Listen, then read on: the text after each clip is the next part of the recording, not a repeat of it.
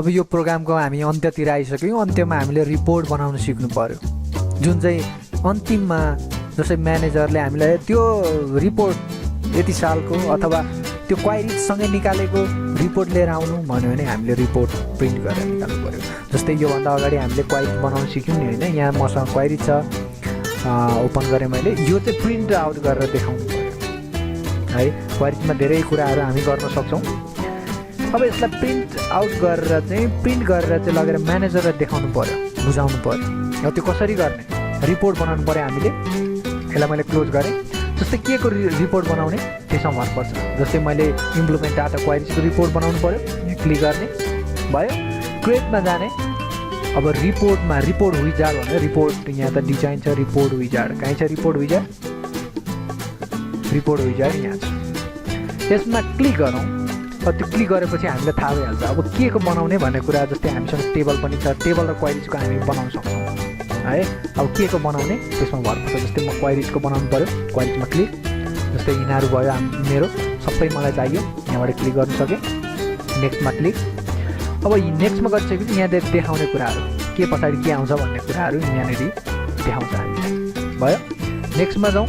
अब एसेन्डिङ अर्डरमा के को आधारमा एसेन्डिङ अर्डर राख्ने, म आइडीको आधारमा राख्न चाहन्छु, आइडीमा क्लिक भयो। नेक्स्टमा क्लिक। अब यो हाम्रो लेआउट हो, अब कस्तो फर्ममा राख्ने, टेबुलर फर्ममा राख्नु पर्यो मलाई, टेबुलर फर्ममा। नेक्स्ट। अब यो डिजाइन भन्ने हामीलाई थाहा छ, स्टाइल जुनै पनि राख्न सकियो, मैले यो राखेँ। नेक्स्ट। अब यसलाई यहाँनिर चेन्ज गर्न सक्यो। Implement data क्वाइरिज report, query report, यहाँ मैले रिपोर्ट लेख्न चाहेँ, URT भयो। यति गरिसकेपछि अब यहाँनिर प्रिभ्यू द रिपोर्ट भन्ने छ, प्रिभ्यू गर्नु छैन, मोडिफाई गर्ने हो। म मोडिफाईमा प्रिभ्यूको कुरा हामीले अगाडि गरिसक्यौँ, त्यो हेर्नुको लागि मात्रै हो। मोडिफाई गर्नु पऱ्यो हामीले, मोडिफाईमा क्लिक, त्यसपछि फिनिस्ड। यति गरिसकेपछि यहाँ हाम्रो आयो। मैले यसलाई नि यहाँबाट क्रस गरिदिएँ। अब यसलाई अलिक तल बनाएर यसरी अलिक मजाले डिस्प्ले गराउँ।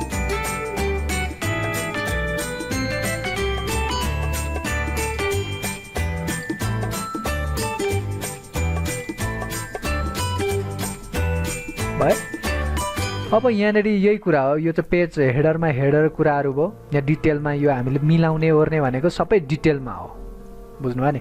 जस्तै म पहिला अब हेर्नु पर्यो यो रिपोर्ट चाहिँ कस्तो देखिन्छ भनेर, यो इम्प्लिमेन्ट डाटा क्वाइरिज रिपोर्ट कस्तो देखिन्छ, यहाँबाट हेर्ने। प्रिन्ट प्रिभ्यूमा क्लिक, यहाँ हेर्नु यसरी देखियो। जस्तै यहाँनिर हेर्दा यो स्पेस सानो भएर यहाँ यस्तो देखिरहेछ हो, यसरी देखिरहेछ।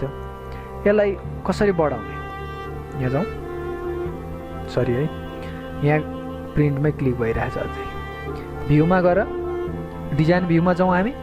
अब यहाँबाट हाम्रो के चाहिँ सानो भइरहेछ, डेट, मेरो विचारमा डेट नेमलाई अब अलिक सानो बनाइदिउँ। यहाँबाट यहाँ जाने बित्तिकै कर्सर यस्तो देखाउँछ, अलिक सानो।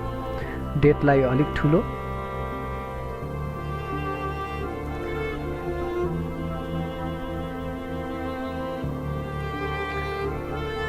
डेटलाई अलिक ठुलो बनाऊ।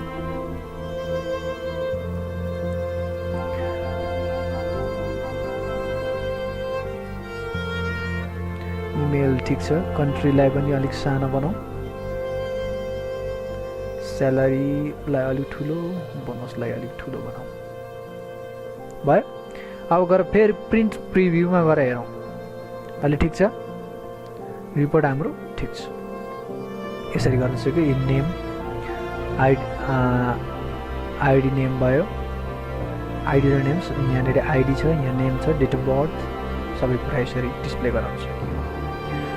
अब मलाई के गर्नु पर्यो भन्दा यहाँ आजको डेट पनि हेर्ने, यहाँ यसरी राखेको छ है हो अटोमेटिकली। जस्तै यो बोनसको सम चाहियो, टोटल बोनसको मलाई यहाँ चाहियो, कसरी गर्ने, यहाँ मैले क्रस गरिदिएँ। प्रिन्ट प्रिभ्यूमा गएर डिजाइन भ्यूमा क्लिक, डिजाइन भ्यूमा आइसकेको छ म यहाँ। अब यहाँ गएर हामीलाई चाहिँ के गर्नु पर्यो, टोटल चाहियो। के को सम चाहियो भन्दा मलाई बोनसको टोटल चाहियो, बोनसको सम चाहिएको छ। अब त्यसको लागि जस्तै हेडर छ, डिटेल इन्फर्मेसन छ, पेज फुडर छ, रिपोर्ट फुडर छ, त्यो भनेको हो म यहाँ गएर देखाउन चाहेँ। प्रिन्ट प्रिभ्यूमा गएँ, हाम्रो हेडर भनेको यो भयो, यो नेम यहाँ छ नि। डिटेल इन्फर्मेसनमा नि यस्तै थियो, तर डिटेल इन्फर्मेसन यो रह्यो, त्यहाँ डिटेल इन्फर्मेसन हाम्रो यो भयो, डिटेल मात्रै थियो त्यहाँ। पेज फुटर भनेको यही हाम्रो डेट एन्ड टाइम राखेछ, पेज नम्बर राखेछ हैन। अब रिपोर्ट फुटर छ, रिपोर्ट फुटर भनेको यो रिपोर्टको अन्तिम यहाँनिर जस्तै जहाँ चाहिँ हामी टोटल निकाल्न सक्छौँ हैन।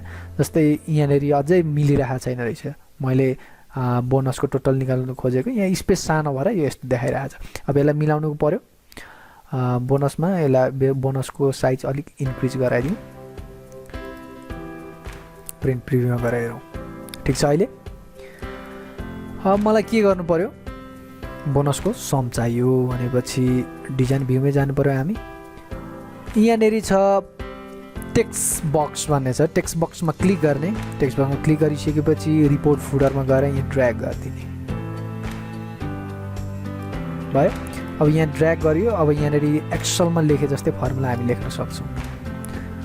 जस्तै यहाँ बोनसको कहाँ छ, बोनस यो रमा रहेछ भनेपछि मैले यही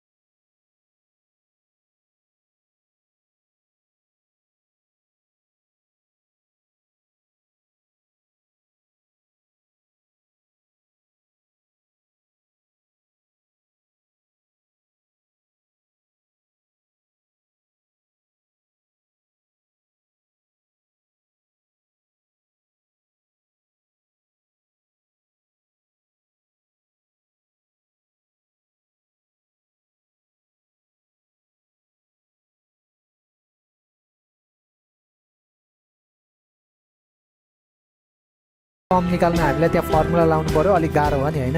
यहाँनिर लेआउटमा आइसकेपछि त्यसरी गाह्रो पर्दैन। जस्तै मलाई चाहिँ यो बोनसको त निकालिसक्यो, स्यालेरी पनि टोटल चाहियो भने कुनै एउटामा यसरी क्लिक गर्न सकिन्छ। त्यो गरिसकेपछि हाम्रो यहाँ टोटल भन्ने छ, टोटलमा क्लिक गरौँ। अब सम चाहियो कि एभरेज चाहियो काउन्ट गर्नु पर्यो हैन। सबै यहाँ म्याक्सिमम मिनिममदेखि त्यो थुप्रो छ यहाँ। जस्तै मलाई टोटल गर्नु पर्यो, सम गर्नु पर्यो, सममा क्लिक। यहाँ एन्सर पाउनुभयो तपाईँले, यो माथिको सबैको टोटल यहाँ छ। यसरी पनि गर्नु सकियो। अनि हामी अन्तिममा प्रिन्ट गरेर यसलाई म्यानेजरलाई देखाउन पनि सकिन्छ। यही हो रिपोर्टको विशेषता। यसरी हाम्रो प्रोग्राम पनि सकिन्छ है।